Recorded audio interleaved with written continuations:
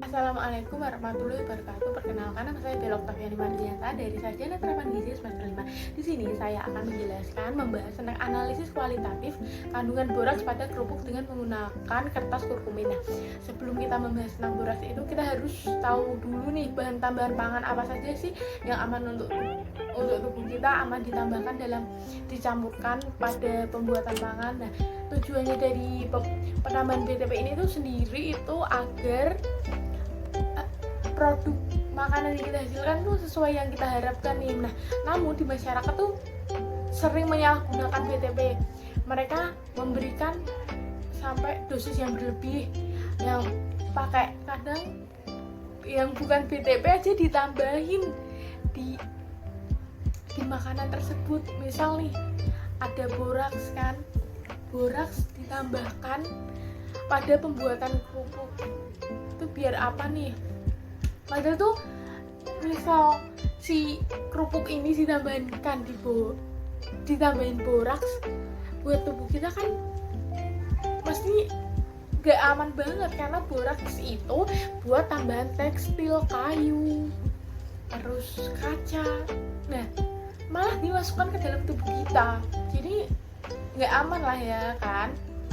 Nah, karena padahal tuh kerupuk adalah makanan yang paling digemari seluruh masyarakat Indonesia, nggak cuma dari kalangan tua, muda, mungkin balita aja suka sekali sama kerupuk kan. Kalau nggak ada kerupuk nggak afdol kan, karena itu kadang banyak sekali industri kerupuk itu menambahkan boraks. Nah, yang masih bingung boraks itu apa sih? Nah, boraks merupakan bahan tambahan non pangan pada industri kertas, kayu, tekstil, dan lain-lain.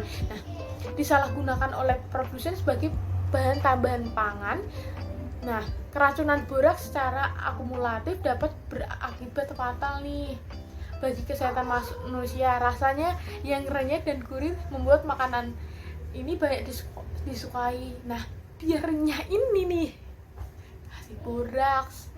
Nah, maka dari itu para penjual harus membuat dan mempersiapkan kerupuk sebaik mungkin sehingga kerupuknya laku nih.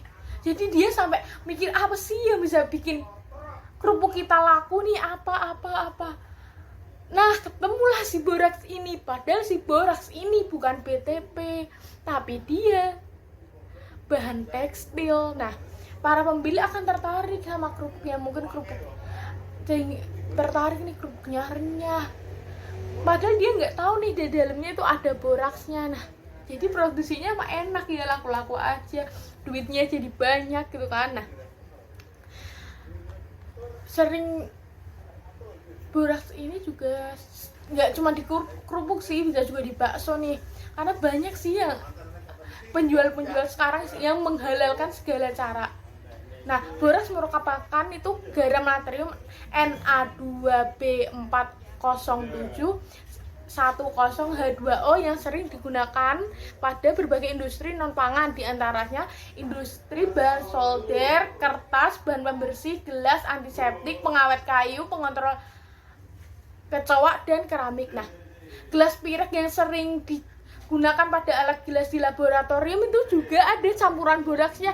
Bayangin nih, kalian gelas yang kita pakai aja masuk ke tubuh kita, oh my god, sekali ya, bayangin ya, karena dapat menimbulkan efek racun, akan tetapi mekanismenya berbeda dari formalin, berbeda nih. Nah, analisis boraks ini dapat dilakukan dengan menggunakan metode uji nyala api, titrasi volumetrik maupun spektrometri. Nah, di mana masing-masing metode mempunyai kelebihan dan kekurangan, sehingga tidaklah berlebihan apabila ada alternatif metode yang lain yang menambah informasi tentang metode analisis boraks yang lebih cepat nih. Apa itu? Dan gampang sekali. Nah, salah satunya adalah metode kualitatif menggunakan kertas kunyit atau kertas kurkumin. Nah, itu adalah salah satu rempah yang gampang kita temui di Indonesia ini. Nah, yang memiliki banyak manfaat nih, si kunyit ini punya banyak manfaat sebagai bumbu dapur, pewarna alami, terus kosmetik, bisa buat pewarna kosmetik, sebagai obat keluarga, dan senyawa yang diduga berperan penting pada kunyit adalah kurkumin. Nah, menurut Halim dan Azhar, kurkumin dapat diberikan dengan asam borat yang kemudian akan membentuk komponen rosianin berwarna merah sehingga dapat digunakan sebagai uji deteksi boraks. Nah, metode penelitian yang digunakan adalah metode survei dan metode eksperimental laboratorium. Data dikumpulkan secara acak. Lalu bahan utama yang digunakan itu adalah kunyit segar, kertas saring, sampel. Nah, habis itu analisis boraks secara kualitatif dengan kertas kunyit itu yang pertama mengecilkan ukuran sampel nih, dikecilin ukuran sampelnya, direndam dalam aquades sampelnya itu sampai lembek, sampai kurang lebih 5 menit, lalu aduk hingga homogen, terus lalu celupkan kertas kunyit selama 1-2 menit. Bila berubah warna menjadi merah, kecoklatan, maka positif mengandung boraks. Jadi kita semua bisa nyoba nih, beli aquades nih, nanti kita beli kertas saring dan kunyit. Nah, dari penelitian dilakukan bahwa dari 12 merek kerupuk tersebut semuanya positif mengandung boraks. Hati-hati nih ya yang mau beli kerupuk. Nah, hal ini ditandai dengan perubahan warnanya pada kertas kunyit dan warna kuning menjadi berwarna merah hingga kecoklatan. Warna coklat kemerahan ini merupakan warna dari kompleks boron kurkumin yaitu rosianin.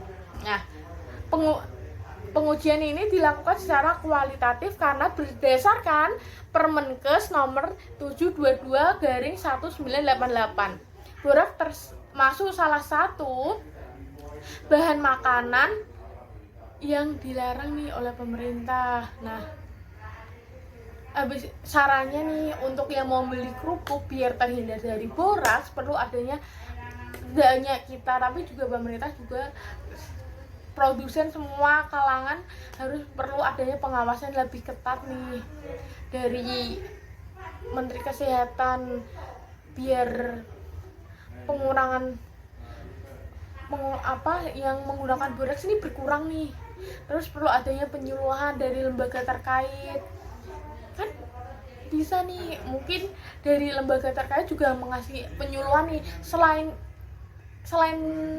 boraks ya enggak, tanpa boraks kerupuk juga bisa renyah pakai apa gitu kan. Nah, yang ketiga perlu dicari bahan lain yang aman nih. Nah, cukup sekian presentasi dari saya.